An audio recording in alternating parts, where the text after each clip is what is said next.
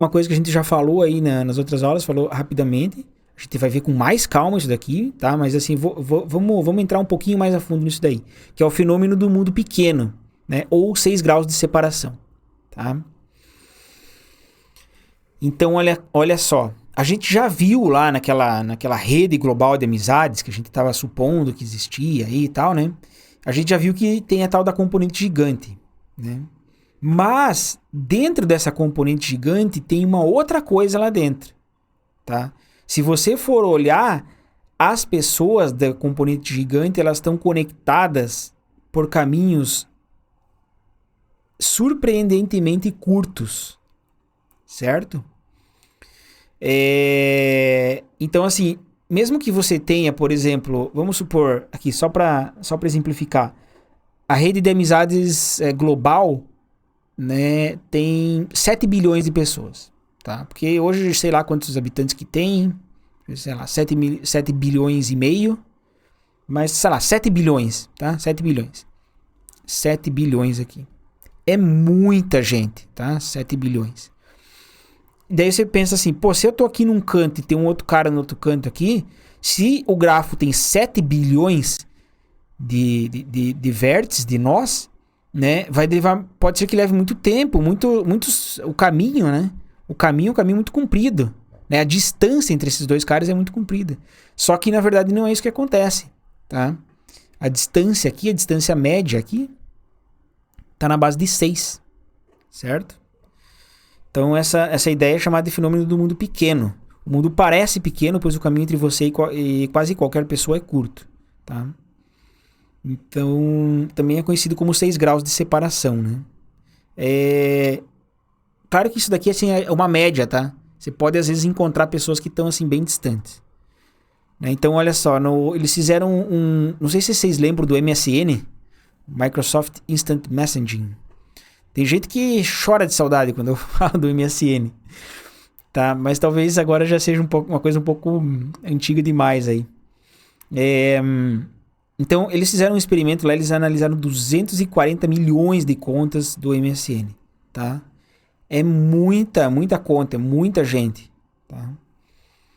Isso só para fazer um experimento. Eles podiam pegar uma parte, né? Mas não, pegaram 240 milhões de contas. Se for uma parte, é uma parte gigante, né? E eles construíram um grafo, tá? Como é que é o grafo? O nó é um usuário, tá? E daí como é que você coloca a aresta? Então a aresta vai ter entre dois usuários se eles conversaram durante o período de um mês de observação. Então, nesse experimento aí, eles ficaram observando lá os 240 milhões de pessoas. E nesse mês, se eles tiveram conversa, então, na hora que você vai modelar o gráfico, você bota uma aresta lá, tá? Nesse mês de observação. E aí, né, os resultados. O grafo mostrou o componente gigante, que já era esperado, tá? Contendo quase todos os nós, beleza? E as distâncias dentro do componente gigante eram muito pequenas, tá? A distância média ficou em torno de 6,6, certo? Então tá aí, né? Quer dizer, aquilo que eu tinha falado aí antes, né? Você pode ter um grafo gigante com um monte de gente, mas a distância média ela é baixa, tá? Na média é muito... Você precisa de poucos passos para chegar até uma outra pessoa qualquer do grafo, né? Então, ó, né, nessa figura aqui eu tenho a distribuição de distâncias de uma amostra aleatória de 1000 usuários. Então você pegou lá 1000 usuários, né, uma amostra aleatória, 1000 usuários, e eles fizeram uma busca em largura, tá? Para cada um desses 1000 usuários aqui, daí chegaram nesse gráfico aqui. Como é que a gente lê esse gráfico? Então, aqui é assim, ó. É porque assim, quando eu falei lá 6,6 é uma média, né? Mas se é uma média, se tem coisas que estão menos do que a média, tem que ter coisas que estão mais do que a média. Óbvio, é uma média, né? Então tá aqui, ó, 6,6 tá aqui, ó. Aqui, ó, a média, ó. 6,6, tá? Por que essa é a média? Aqui é onde acontece mais. Então aqui é a probabilidade, aqui, ó. Se você pega esses 1000 usuários aí, né, que eles fizeram ali, essa amostra aleatória, e daí vai vendo, ó, entre esses dois carinhas... a distância tanto, entre esses dois carinhas a distância tanto, tal. Então a grande maioria aqui, tá? Aqui tá a probabilidade, é uma probabilidade, então é um número entre 0 e 1, né? Então aqui seria o 1, né? Porque o 10 elevado a 0 é 1, tá? E aqui seria um número extremamente pequeno, porque é 1 sobre 10 elevado a 12. Esse eixo aqui ele é um eixo logarítmico, né? Que é aquele eixo que sempre cresce assim de tipo 100, 10, 100, 1000, tá? E você vai sempre multiplicando, tá? Então esse é um eixo logarítmico. E aqui não, aqui é um eixo normal, é um eixo que a gente chama de linear, né? Então, por exemplo, aqui, ó, esse 10 elevado a menos 2 é 1 sobre 100, tá? Que é 1%. Então, assim, 1% dos usuários aqui, por exemplo, se a gente pegar bem nessa faixa aqui, tá? 1% dos usuários estão a distância, sei lá, a distância 3, 4 aqui, tá? Ou 1% dos... Não 1% dos usuários, é 1% dos pares, né? Porque se eu pego 1000 usuários, eu tenho basicamente 1 milhão de pares, né? Que é 1000 vezes 1000, né? Então aqui, ó, a distância, sei lá, 11, 12 aqui, tá 1%. Então, aonde que se concentra a maior probabilidade é aqui, ó, no 6,6, certo? Então, você até que tem bastante gente aqui com distância 5, até que você tem bastante gente aqui com distância 7, 8, 9, né? Mas a partir daqui, a chance de você estar das distâncias, né? Por exemplo, distância 30 aqui tem gente que está distância 30, tá? Um par lá de vértices muito específico, né? Vai estar à distância 30. Mas é muito pouco, né? A probabilidade de acontecer isso aqui está na ordem de 10 a menos 10 aqui, né? Que é número, é quase nada. Deve ter um par ou 2 pares, sei lá. Tá bom? Então, esse daí é lá o do experimento do MSN. Ainda no fenômeno do mundo pequeno tem um outro, assim, tipo... É um costume aí que o pessoal tem na área acadêmica, principalmente na área de matemática ou a computação teórica, que é o negócio da distância de Erdos. Então, um dos matemáticos... Esse cara aqui é um dos matemáticos mais famosos, é o Paul Erdos. Tá? O cara publicou muito artigo aí. Ele tem uma história bem interessante, esse cara aí. Como é que ele fez para publicar esses 1000 artigos aqui? Porque ele era um cara que não tinha casa, ele era meio assim peregrino, assim, ele ia de país a país, daí ele chegava assim nas universidades, assim, e falava para as pessoas, deixa eu ficar aí um tempo aí na casa de vocês, ou em algum alojamento da universidade aí, em troca eu ajudo vocês aí a publicarem artigos. E o cara, ele era um gênio, assim, né? Então ele andava só com uma maleta, nunca se interessou em ter mulher ou nenhum tipo de relacionamento romântico, assim, né? Não queria ter filho também. E ele só fazia isso, né? Então ele ficou conhecido no mundo todo. Então as pessoas consideraram ele como um cara central aí, né? Nessa estrutura, nessa rede da colaboração dos artigos. Como é que é a rede da colaboração dos artigos? Tá aqui um artigo, tá aqui outro artigo. Se você tem... pessoas em comum aqui, tá? Então você conecta esses dois artigos aqui, tá? Na verdade, minto, não é bem isso. É assim. Falei bobagem. É assim. Tá aqui um carinha, tá aqui um outro carinha. Se eles publicaram juntos, a gente pode colocar uma aresta aqui. Vocês veem como é que a questão da interpretação aqui, ela muda totalmente a coisa, né? Eu tinha falado para vocês uma outra interpretação que seria totalmente possível também, tá? Isso aí dá um outro gráfico, uma outra coisa. Eu falei errado, mas é interessante manter esse erro aqui, só para vocês entenderem como é que modelar os gráficos, você tem várias formas de modelar, tá? Enfim, isso daqui é um fulaninho, tá? E esse daqui é um ciclaninho. Ciclano. E aí você conecta os dois se eles publicaram juntos, né? Porque a publicação é sempre um artigo aí, na maioria das vezes é com 2 ou mais pessoas, tá? Então, eles montaram esse grafo aí. Então, os nós correspondem aos matemáticos e as arestas conectam pessoas que publicaram um artigo juntos, tá?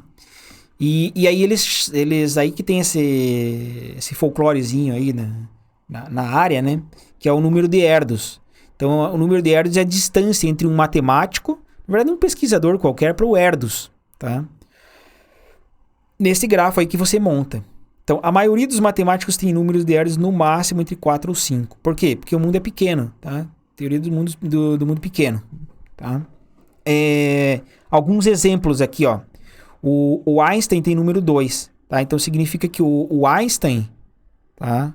O Einstein, ele publicou com algum fulaninho que publicou com o Erdős, tá? O Erdős tem número 0, né?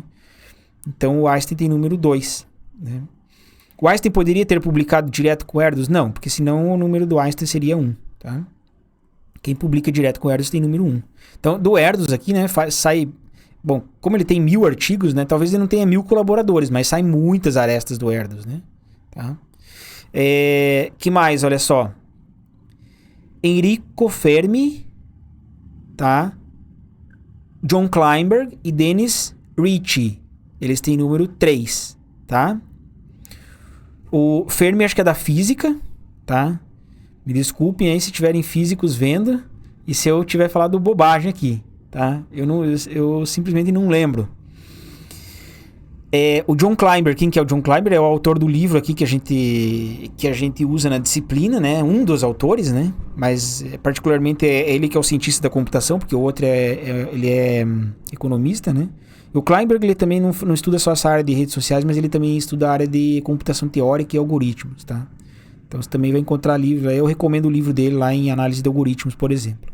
Né? E o Dennis Ritchie é o cara da linguagem C, tá? O cara da linguagem C. Eles têm número 3. Que mais? Noam Chomsky, John Nash e Linus Pauling, 4. Quem que é Noam Chomsky? Noam Chomsky, talvez vocês conheçam hoje em dia como um ativista da esquerda, né? Que ele é bem isso hoje, ele é mais isso do que qualquer outra coisa, mas ele é um linguista famoso aí, e ele é conhecido por formalizar a área de linguística, tá? Então tem uma hierarquia, que a gente chama de hierarquia de Chomsky, e essa coisa ela é bem interessante porque como a gente trabalha muito com linguagens formais, né, dentro da computação, então a gente sempre estuda lá a tal da hierarquia de Chomsky, geralmente acho que numa disciplina de introdução à teoria da computação ou algo assim, tá? John Nash. Bom, John Nash é o cara, ou um dos caras aí da teoria dos jogos. Tudo bem se vocês não conhecem esse cara agora, a gente vai falar desse cara mais pra frente, com certeza. Não tem como falar de teoria dos jogos sem falar de John Nash, né? E Linus Pauling. O Pauling, tá bom? O Pauling, vamos ver se eu não vou errar, mas o Pauling é da química, né? Tá? Então perceba que já tem um físico, o químico, cientista da computação, o John Nash, que ele é matemático mesmo, né? E aqui, ó, por último, aqui, Francis Crick é 5 e James Watson é 6. Quem que são esses caras aqui? É o Crick e o Watson, Crick, né? Os caras do DNA, tá? Então é só por curiosidade aqui, né? Essas coisas. Mas interessante que você até pega pessoas lá da biologia, lá você ainda pega com distância 5 e distância 6, tá? Claro que hoje, essa daí é uma questão até, assim, de quanto mais passa o tempo, mais vai ficar difícil. Acho que até o pessoal vai perder essa prática de falar do número de Erdős, tá?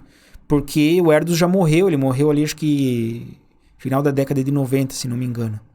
Então agora você não tem mais como publicar com Erdős, e as pessoas que foram publicando com Erdős também vão perdendo aí, né, as publicações e tal, né?